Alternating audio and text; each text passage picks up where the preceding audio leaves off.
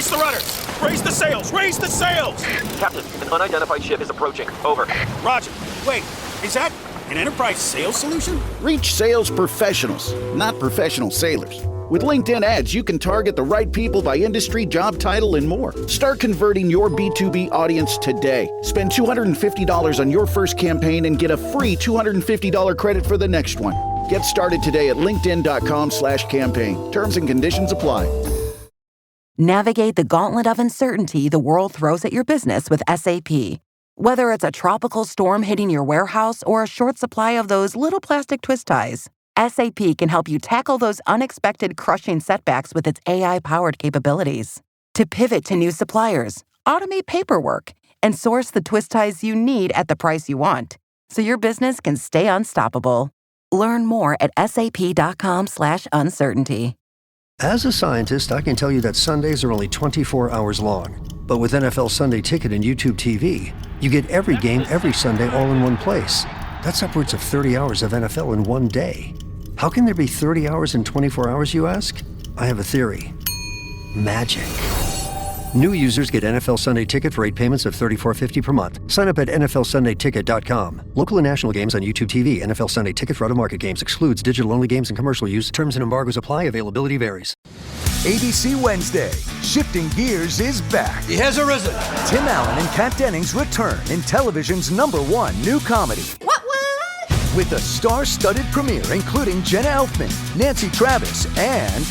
Hey, buddy! A big home improvement reunion. Welcome. Oh, boy. That guy's a tool. Shifting Gears. Season premiere Wednesday, 8/7 Central on ABC. And stream on Hulu. As a sports fan, I have to confess. Sometimes the game gets kind of boring. That's when I unfold my Samsung Galaxy Z Fold 7 and use multi-window viewing on its large screen. Boring game? I'm checking out my fantasy baseball league at the same time. Score still 1-0? I'm replying to emails in the other window, scoring points with the boss. Semifinals finally getting exciting? I'm buying tickets to the finals and booking my flights. Can your phone do that? The new Galaxy Z Fold 7. Get yours at Samsung.com.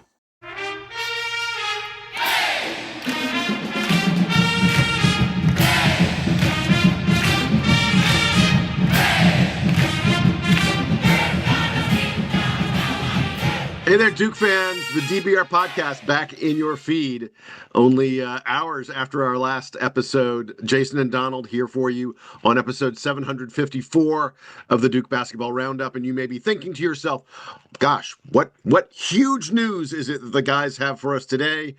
I don't know that I'd say it's huge news, Donald, but we got a little bit of intel. There was a Duke Media Day, and we had a mole who was on the inside helping us out, right? Yeah, but Jason, the actual big news is I ordered a TV about 2 years ago, and I just received it. I wasn't expecting it for like 3 more weeks. Yeah, so it's a TV that I ordered. It was like one of those things it's been on back order, or like you get added to a waiting list. And like a month ago, they said, "Hey, you're getting to the front of the line here. So do you still want this TV?" And I go, "Yes, I still would love this TV. That'd be great." So they said, set a time for it to be delivered, and I picked next Monday because I have a friend in town that said, let me get through this week. It's a busy week, and let me get through it, and then I'll have time to set it up. They sent it a week early, so it is now sitting right next to me. I don't know what I'm gonna do with this thing. I need to understand how you ordered a TV 2 years ago. It isn't ready to. I mean, what kind of TV is this? Does it do the dishes? It is a free TV. That's what it is. You get this TV for free. That is why you wait 2 years for it. Okay. I'll leave it at that. This now makes a lot more sense. Yeah. I'll wait for free. So yeah. All right, let's get to the Duke stuff, because as I mentioned a moment ago, Duke had Media Day. All the rotation players, all the coaches were available to take questions from the media, and it was done in Durham. And unfortunately, Donald and I, neither one of us are in Durham, so we called on our friend Carl Heimel. Carl has been with us in the past on the DBR podcast. He is, of course, a part of The Vector, which is a Substack that you need to subscribe to right now. Carl and Eric Rothschild just do some very, very smart breakdowns of what's going on with Duke basketball with plenty of doses of humor involved. Carl, thanks so much for joining us, and thanks for heading out to Media Day on our behalf. Jason, first I got to start off and say that a mole might be the most complimentary thing you've ever called me, so I appreciate that. This is but true. happy to have gone out to Media Day. Jason reached out to me and asked if I would do it, and then said if I did it, I got to appear on the podcast again, and I was immediately wondering how much I had to pay him for this opportunity. So. Well, Carl, first off, before we get into the many questions that we have for you, as our fly on the wall, another animal reference you can use, give us the general vibe of it, because a lot of times Media Day can be informative. It's just like, hey, we're giving you information. Sometimes it's very lively, a lot of action. Guys are being joking around, and it's some more of a friendly vibe. What kind of vibe did you get from this? Because from what you showed us, it felt like a little bit of both, right? They gave us the information, but there were some jokes cracked throughout the day. Yeah, I mean, there were opportunities there for some humor, and I also think you have to filter everything you hear, because by the time these guys are certainly by the time somebody is a coach at Duke, and also by the time somebody is even a freshman at Duke, they've been exposed to enough media questions that they know that you got to be a little bit guarded. I mean, if I asked them what they thought of, what do you think of UNC's chances this year? I'm not sure I'd get the complete and whole truth there, right? So a little bit guarded, but still some good insights. One of the things that I always look for in these types of situations is, like, it's one thing for somebody to say something. It's another thing for multiple people to say the same thing, right? If you hear the same message coming from head coach, assistant coach, and players, you know that that's something that's being stressed throughout the program. And we saw that in a couple of instances, and we'll touch base on those in a second. Well, don't keep us in the dark, man. What were the themes? What are the things that you can tell they've been talking about among themselves? Yeah, so the biggest one for me was just in the way that they want to play offense. And it's not going to seem terribly different from last year when they talk about playing offense through everybody on the floor, right? Now, last year, you had these two guys that were just built for that, right? When you've got two guys that are going to be the top 5 picks, those guys are guys that you're always going to want to have their hands on the ball. And so you'd be tempted to look at last year and think, well, he was just taking advantage of personnel. But based on what they were saying this year and the way that everybody was saying it, it's clear that Jon Scheyer views, I don't want to call it positionless basketball, but relying on multiple guys to be playmakers and to be ball movers is what he views as the next evolution of the game. Right. And I think that if you look at teams that are out there playing with traditional point guard and traditional roles, and that's not to say that Duke doesn't have roles, what guys are expected to do and everything. But if you're like kind of pigeonholed into this specific function, it's not the way Jon Scheyer views the evolution of the game. So to hear him talk about, yeah, Caleb and Caden will be the primary ball handlers, but you got to have bigs that can handle and make plays. You got to have multiple guys that can do that in a way, and that's where Duke basketball is, according to Jon, is going to be the best basketball it can be. And then to hear those same thoughts, almost echoed exactly by Tyler Thornton when he sat down to talk, kind of tells you that's something that they're focusing on. Same thing when you hear Darren Harris talking about having a lot of guys that can do a lot of different things and all contribute, or Pat Gongba talking about the coaches want to have him step out away from the basket a little bit more this year and make plays and take threes and have that be a part of his offense, rather than just being this guy with what he's always been known for, having tremendous low post footwork. So that's one of the things that I think that you'll see that I picked up on as kind of a theme. The other one was just general toughness, especially as it relates to defense. heard that again repeatedly from multiple different guys. Really quick, just to follow up on what you're saying, I'll tell you the thing that I take away from hearing that from you, and I've heard it from others as well about the offense and the fact that there are multiple guys who are going to be handling the ball. I see this as a way of freeing up Caleb Foster to do more. That Caleb, I think, in his first 2 years, has felt somewhat constrained by being a point guard and being labeled as a point guard, and that maybe that's not his exact game, at least the traditional way that we think of as a point guard is playing. And what I'm hearing from you is that if they're saying, oh, there are a lot of different guys who are going to have the ball in their hands, who are going to be initiating, creating, and the such, then maybe it frees Caleb to do his own thing as opposed to trying to fit his round peg into a square hole or whatever the hell you want to say. Yeah, Jason, I would say that is a fortunate byproduct, but not the driver, right? I think that, again, just to hear Scheyer say this is the way the game is being played now, that tells me that's like, even if Caleb Foster wasn't on this team, and I will tell you that everybody who spoke yesterday was extremely excited the fact that Caleb Foster was back. But even if Caleb Foster's not on this team, it's a team that's going to have this type of offense where you're going to take advantage of, when you have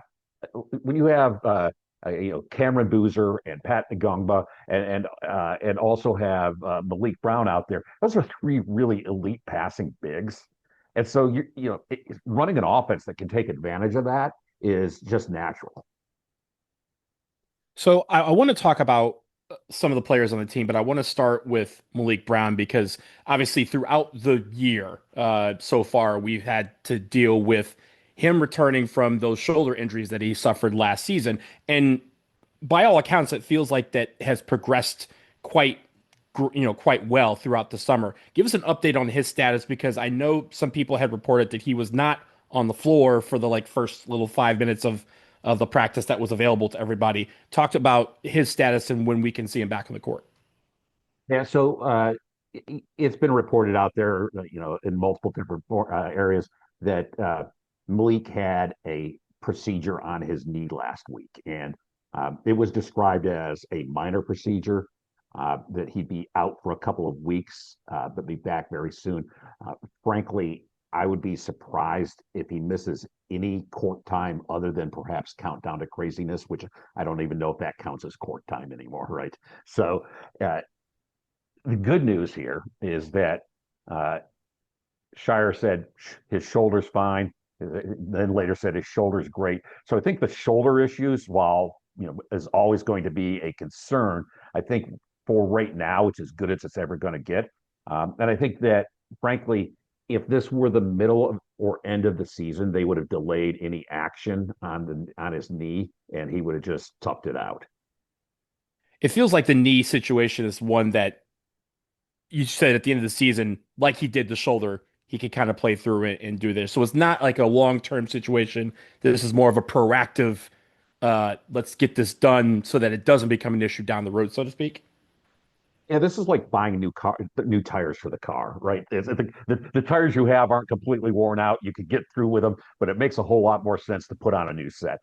With Malik, he's healthy enough that I think he would be playing. I mean, he was, by my keen medical eye, he was moving around fine at the practice. He wasn't participating, but he was, he's out there walking around and no noticeable limp or anything. I think that my concern meter is turned way down on this, and I think that the only reason we're hearing about it now is because there was an open practice to an extent, and there was a media day, and you can't have those two things pass without mentioning it.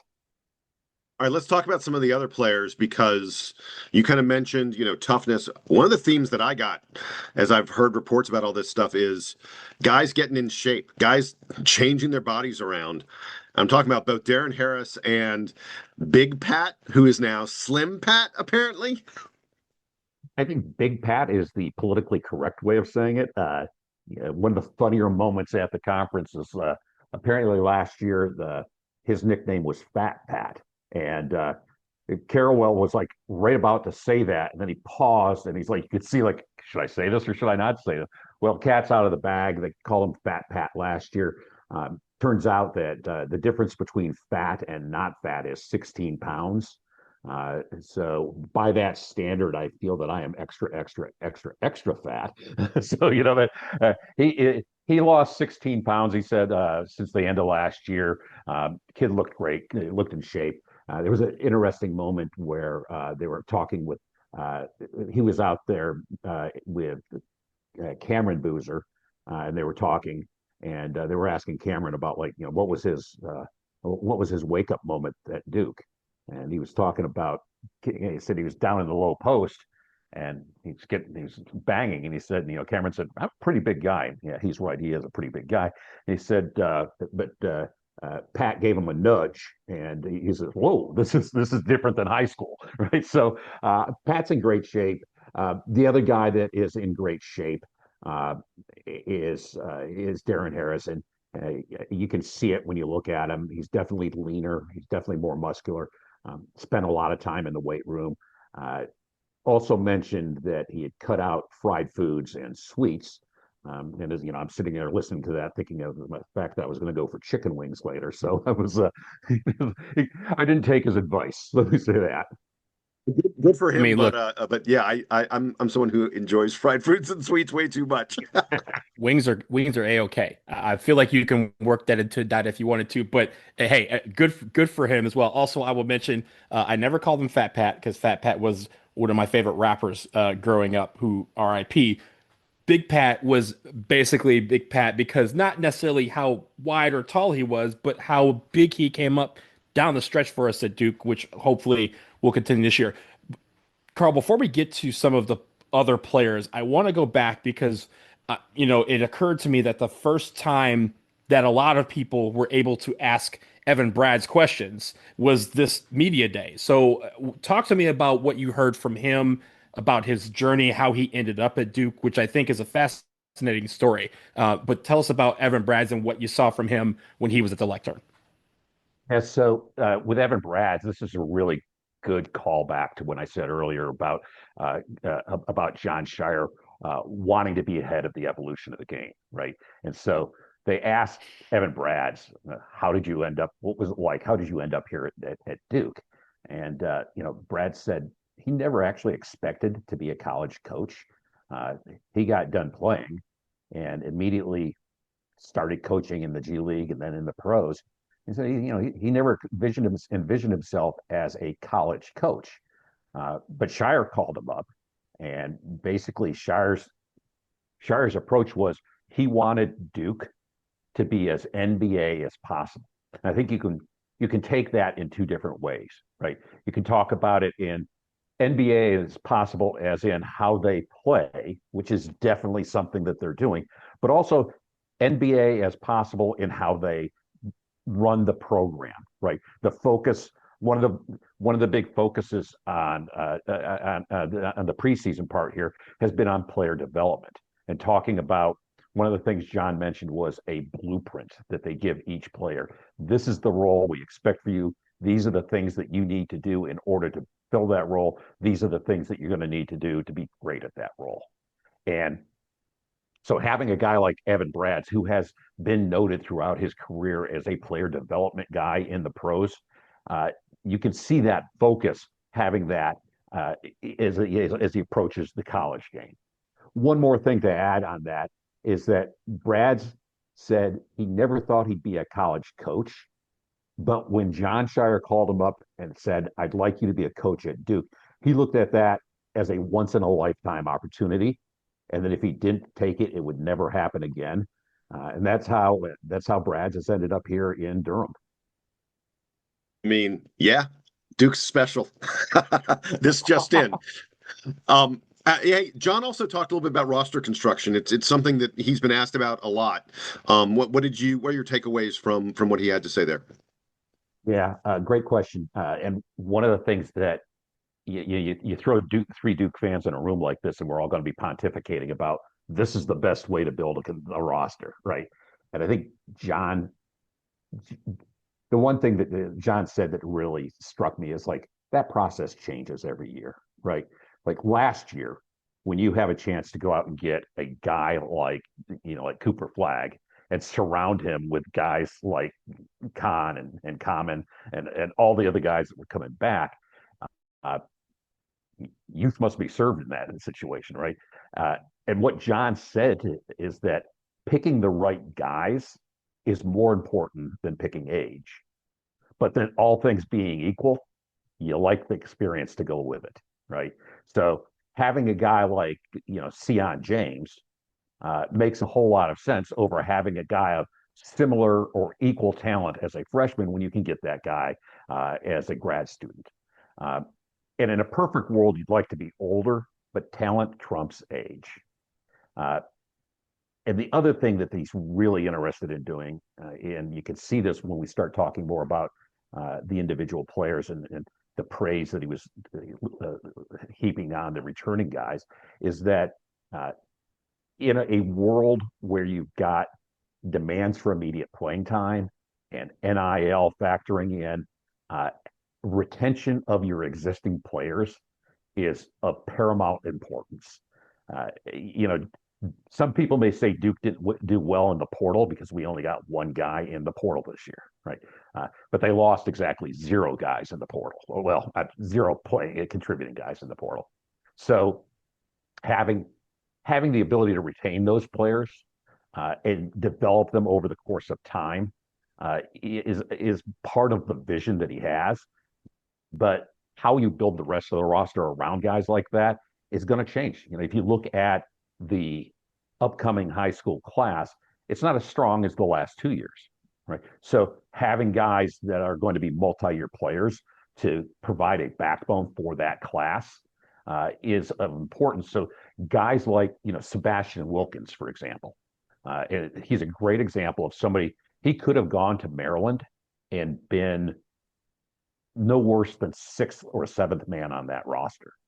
And instead, he chose to come to Durham, where he's going to be fighting for playing time because there are a lot of really talented forwards around him. But in coming years, he's going to be a very valuable piece of this program. It is asking a lot of Sebastian Wilkins to say, hey, NIL is so important and all this other stuff, and becoming a star and being able to pick your program and make big money. Put all that aside. We're still going to pay you something. You're going to get something here. Put all that aside because we're going to take a year or two to develop you into a big star at Duke. I'm thrilled that he did it. I'm a little surprised that he did it, to be honest. But yeah, it shows tremendous faith in the development program that Duke has.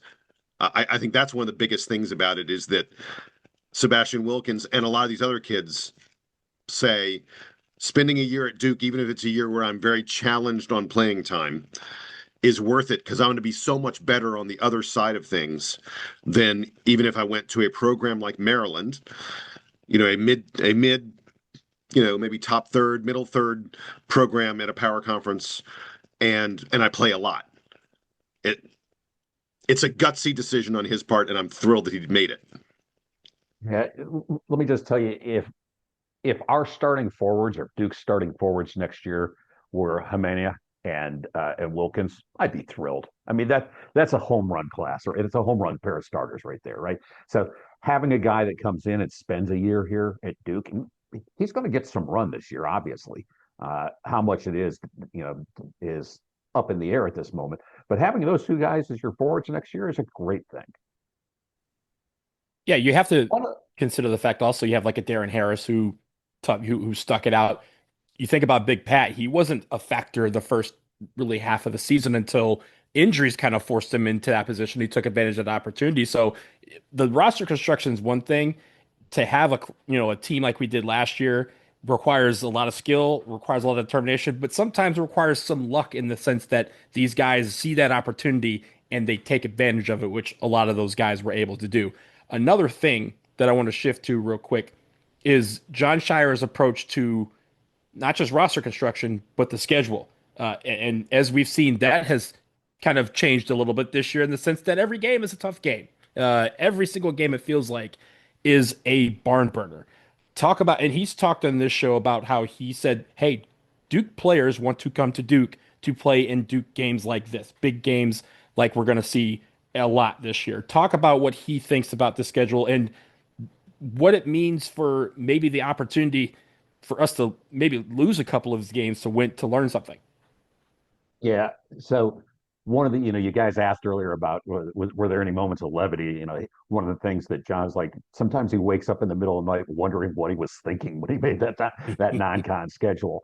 Uh, but I think that the one thing he said that really resonates is that he set the schedule up so that the team can be their best at the end of the year. Now, the unspoken part of all that is that the ACC is not going to be great next year, right? I mean, the Louisville's going to be really good. State and Carolina are going to be 25-ish teams, hopefully. But outside of that, there's not as much talent there as back in the heyday, right? So having that non-con schedule is important. He said that there's no question it's going to be exciting, it's going to be challenging, but it'd be naive to think that they're not going to get knocked back at some point. That's not a bad thing. Obviously, he said, you want to win every game you play, but having games like that are the things that get you battle ready for the postseason. I said, playing neutral games is a really great preparation for the later season, where hopefully you're playing a lot of neutral site games. The other thing he said that I think was very interesting, excuse me. The other things he said that I think are very interesting was in regards to Michigan.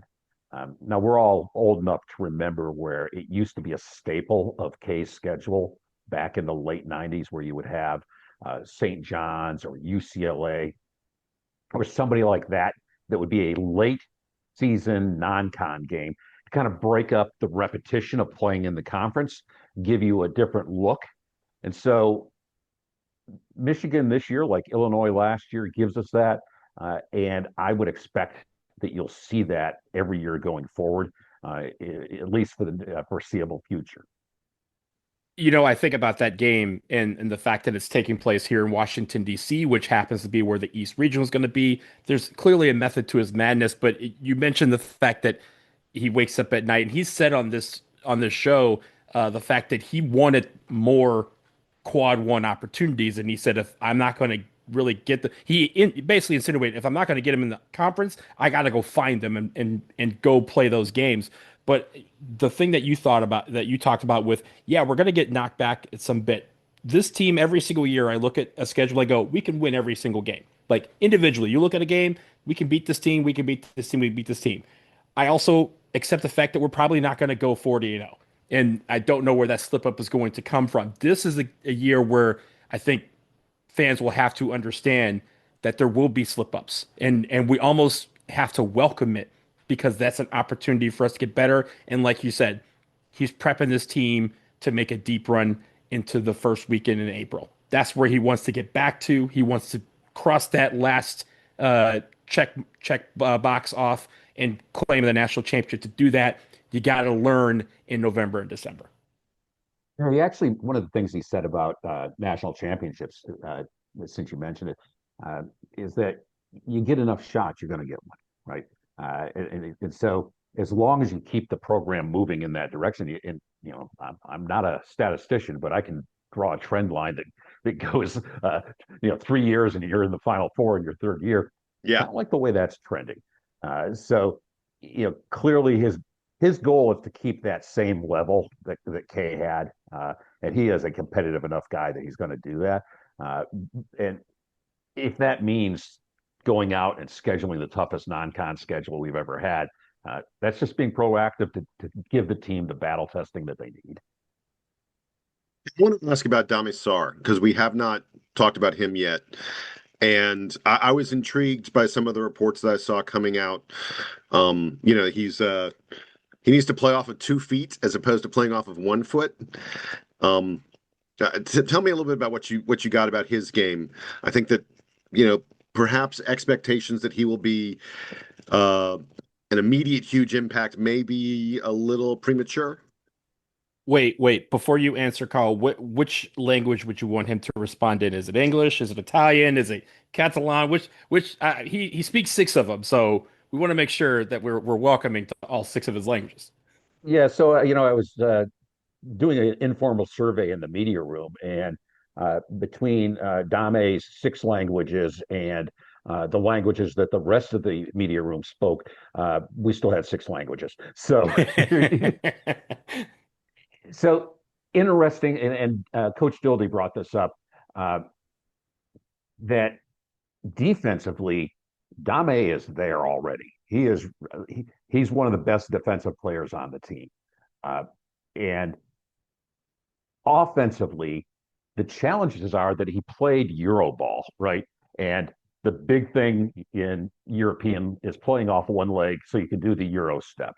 Uh, and the other thing is that in Europe, uh, you have to have, if you initiate a dribble from a standing position, that ball has to hit the floor before your pivot leg lifts up.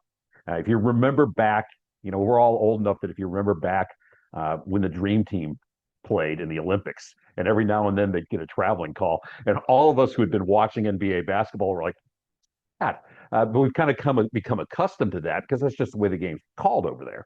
Well, having those two things where this is the way he initiates a dribble and this is how he finishes a drive, compared to the way that Duke wants to do it, uh, I think that goes a long way in explaining why, if you look back at the scrimmage earlier this summer, or the open practice, where, you know, I personally was expecting more offensive production out of him in that.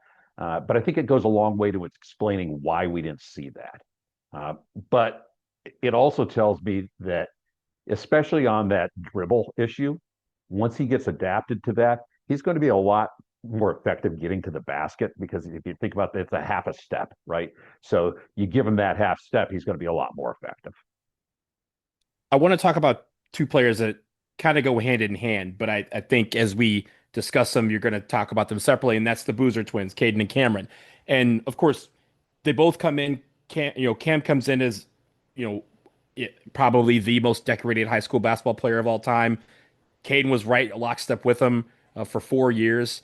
And the fact that they are coming in together to Duke has gotten a lot of people excited about the possibility, not just for Cam, but also for Caden working alongside of Caleb Foster, whether it's one subbing for the other or the two of them operating in the court together. Talk about those two particular players and what you heard from them that should give people excitement, even more excitement for the season than we already have.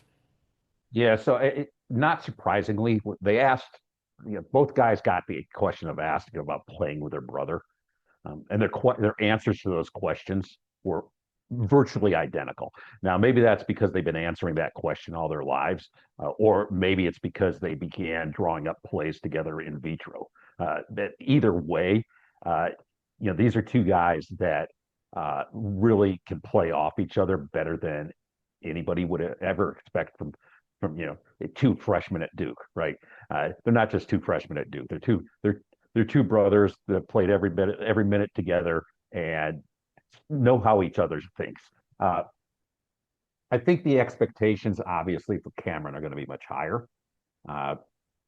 But I also think that with Caden, he's got a really good ceiling, especially when you put him in an offense that's like what we talked about earlier, where he doesn't have to be the guy who's breaking down other point guards and driving the ball to the basket, but where he is a connector or where he is an initiator, either one, he's going to be, he's going to get a lot of hockey assists as well as regular assists.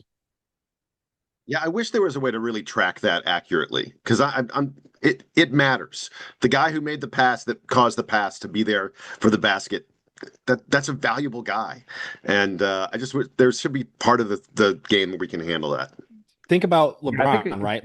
LeBron at one point was like, I always think three plays or three moves ahead, right? Like chess. And the fact that, if you counted the hockey assists, so to speak, for him, he'd have like 50,000, right? Because he's been so great at finding the person who he knows is going to find some guy open to the basket because three guys were drawn upon him. I think the fact that those two were able to kind of play off each other, and again, that's how Cam got a lot of his points, is Caden was able to be like, okay, if he's going to be over here, I just need to find this guy who's going to find my brother, right? It's not always a direct result in there. It's sometimes he goes around the bend to find the open man, which I think is great.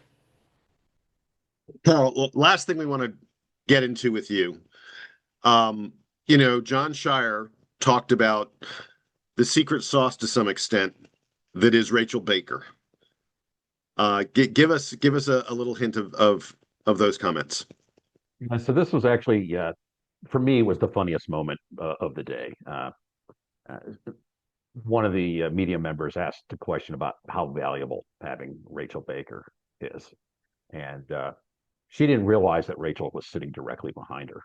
And so John immediately was like, "Did she put you up to this? Did you?" He said, "I'm going to ask her to leave the room so I can answer honestly." I mean, it was just very lighthearted.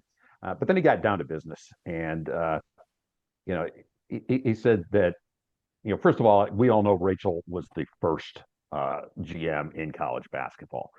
So when you go back to again, call back to staying ahead of the evolution of the game, clearly that's an example. But the other thing he mentioned was a lot of programs have a GM now, but only one program has a Rachel.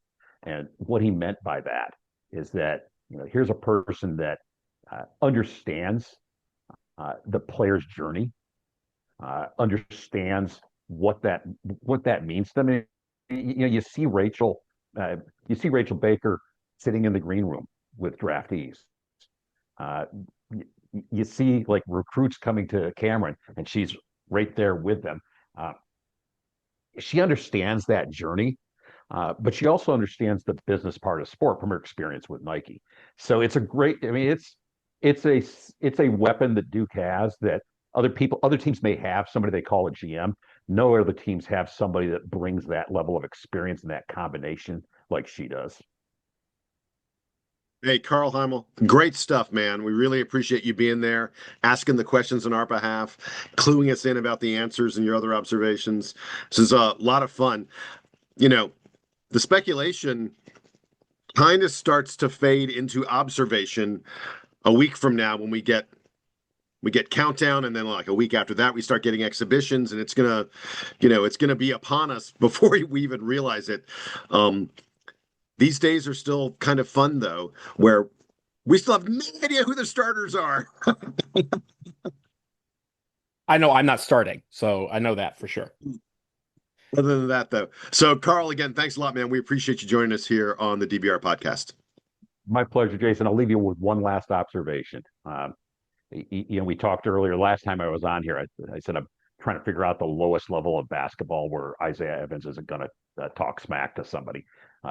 The irony here is that I found out that if you put Isaiah Evans behind a microphone sitting in front of 30 different people, media members, it's the quietest he'll ever be.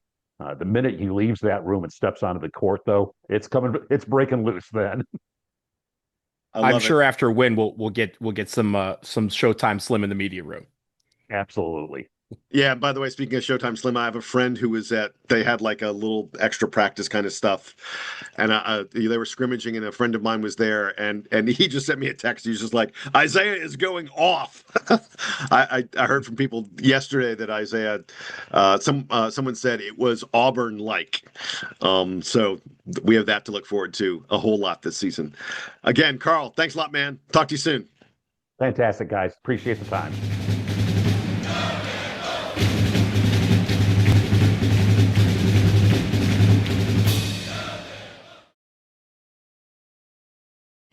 Between busy schedules and summer plans, sometimes all I've got is a couple minutes. Factor helps me eat smarter with tasty, chef-prepped meals that are dietitian approved and delivered right to my door.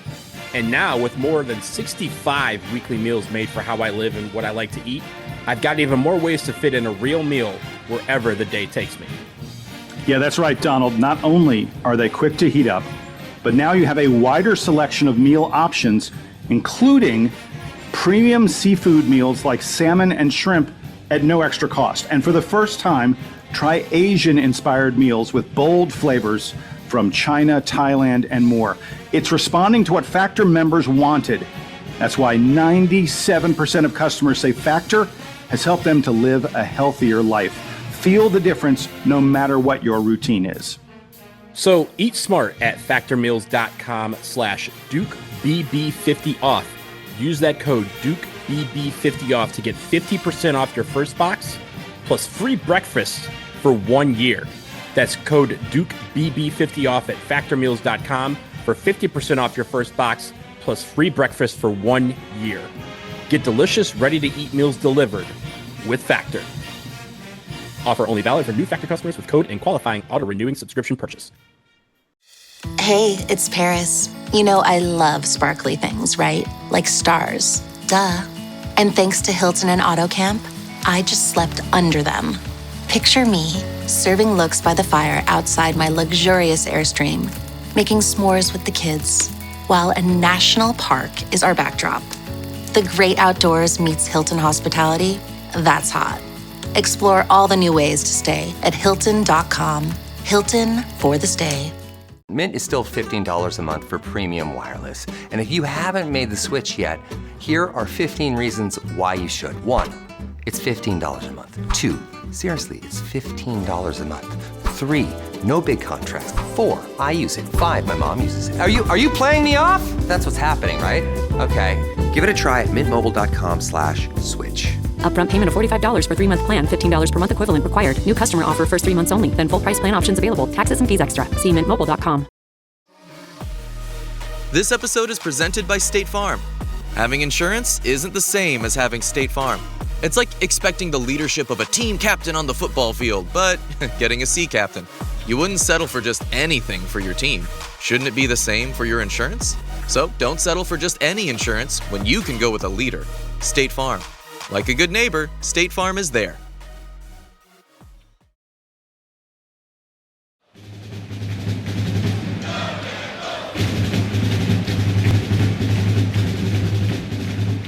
All right, Donald, we're back from the break, and just a real quick note that we wanted to put here. I know you want to talk about this a bit. The uniform that Duke wears could be changing, not right away, but like a year from now. You could be seeing something that I think a lot of us thought maybe would never, ever happen. Yeah, those are ads. They appear everywhere we live, and soon, according to this report by On3, the Associated Press, there's multiple reports out there now. It could be living on the front of basketball jerseys and college football jerseys as early as next year. Now, this is something that if you watch sports, you are now sort of used to it. You may not like it, but we're sort of used to it because ads are prevalent in all of the major professional sports, but they have not yet made it to the college ranks. I think it feels like the colleges have decided, hey, we cannot stop. We can no longer miss out on this potential revenue source, especially given how some of these conferences have tried to angle to increase their revenue for a myriad of reasons, just for facilities, for players, for coaching, everything. The price of the brick has gone up in so many levels, and for them, increasing revenue streams is important. And so this seems like this is going to happen. Now, I will note, I guess I will opine because it was not in the articles, but I don't think you're going to see, Budweiser on a Duke jersey, for example, or FanDuel or DraftKings. There's not going to be any gambling or alcohol ads. I'm sure they're going to put some restrictions on what you could do. But this is going to be interesting on how this works out because this is money that's just going to go straight to the school. What Duke makes on their jersey sponsorship is not going to be passed off to Boston College or vice versa. So Boston College might get some local company to sponsor the basketball team or the football team or the hockey team, something like that. Duke could get Nike. Duke could get, a big time McDonald's or some big sponsor to come in with some mega dollars. It all depends on what they want to do. But I think this is just, again, another log on the fire that is college athletics, college revenues, and how everyone is trying to find a similar revenue stream. Will affect other things like, again, you can pass this off so that you can keep your NIL budget intact and at the max that they're allowing you to do. Absolutely. Some schools are going to have difficulty meeting that max. This can help kind of make that a possibility. For teams in the ACC, we've talked about how the ACC as a whole, each team does not make as much money as the Big Ten or the SEC or even really the Big 12. This can help offset some of these schools. It's not going to fully do it. Maybe, I mean, well, I guess maybe. I don't know how much Duke could pull or UNC could pull in basketball or something like that. But this is an opportunity for individual schools to be able to increase the revenue. For the purists out there, I know you're going to hate it, but we've kind of hated it for a decade because if you remember a decade ago, the Nike swoosh wasn't even allowed to be on a Duke jersey. They finally allowed the teams that were paying these schools to for apparel rights are able to have it now. Now we're doing. Now we're going to go towards sponsorship. It's not something that I truly like, but it feels like this is the inevitability as we move forward. Yeah, a couple things about this. First of all, the head of Learfield Sports was talking about this just a couple days ago, and he told the Associated Press that he thinks this will, be approved in the next couple months by the NCAA, and he thinks it's going to generate hundreds of millions of dollars of new revenue for NCAA institutions. It's worth noting that, we have this now in professional sports. For a while, the professional U.S. sporting leagues really wanted to avoid this kind of thing. But now we have it. And there's a company called Sponsor United that is tracking it on the Major League Baseball level. The 23 baseball teams that have patches on their uniforms are getting $204 million from that per season. So an average of about $10 million per team. Now, that's Major League Baseball, but I don't know that, that Duke football and basketball combined aren't, at least somewhat in the ballpark of a Major League Baseball team. And, in terms of the total eyeballs and the attention that they get and things like that. And, if you're talking about Duke generating, I don't know, 5-7 million, maybe 10 million a year from patches. Yeah. Duke's going to jump at that money. It's going to allow the, strained athletic budgets to be a little bit easier, maybe allow you to provide a little bit more for players in terms of facilities and all that other kind of stuff. It's inevitable, Donald. I agree with you. It's something that we're not used to, but it's going to happen. And the one thing I will say, I don't think it's going to be the Nike swoosh, because that's already kind of a part of our understanding of athletic sponsorships, in sports. I think it's going to be, whether it's a financial institution, you mentioned McDonald's, something like that. It's going to be folks who usually aren't immediately associated with professional sports or with college sports, I should say. Well, I'll also say this, right? And one thing is to be clear. This is where I watch soccer, right, Jason? We've had sponsorships on jerseys for a very long time in soccer. It's something that is soccer, very new. Sometimes in soccer, sometimes you can't tell the team's name, but you can tell who the sponsor is. Right. And they've had that before, right? The WNBA had a point where they had the jersey sponsor and then they had like their team crest at the top, and they've since reversed that and made it where the sponsorship's a little bit less. You're not going to see where it's going to look like NASCAR, where the jersey is riddled with sponsorships. It's going to be one patch. Yeah. It's going to be one patch. But Jason, this is where Duke may have a leg up. How many CEOs went to Duke? Like an Apple, right? Logo, baby. Yeah, put an Apple right in that uniform, Tim Cook. Again, Apple's not something, like you mentioned, Apple's not something that someone would immediately associate with Duke, but the fact that Tim Cook maybe, hey, look, let's put Apple on the thing. How much is it going to cost for us to put Apple as Duke's first sponsorship? This could be where Duke could get a bidding war from some of these companies where again, where we have prominent figures that are Duke alums or Duke basketball fans. Michigan's going to have something similar with a football team. UNC is going to have something similar with a basketball team. A lot of the SEC schools like Alabama, Tennessee, they're going to be people jockeying for the right to be that team or that sponsor that you see every Saturday, or if you see every Wednesday and Saturday on the basketball court.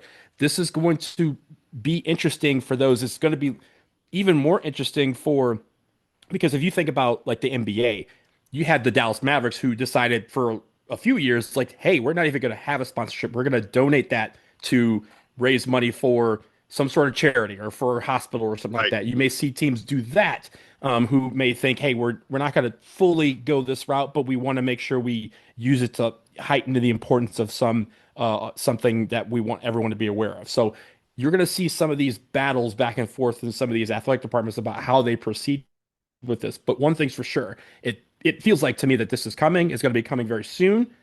So hopefully it's something that, is as done as tasteful as possible, which I know for some purists that would be removing it entirely. But I think we're going to see it. And so, let's see what happens, especially for Duke. That's what we're going to keep our eyes on. Like it. All right.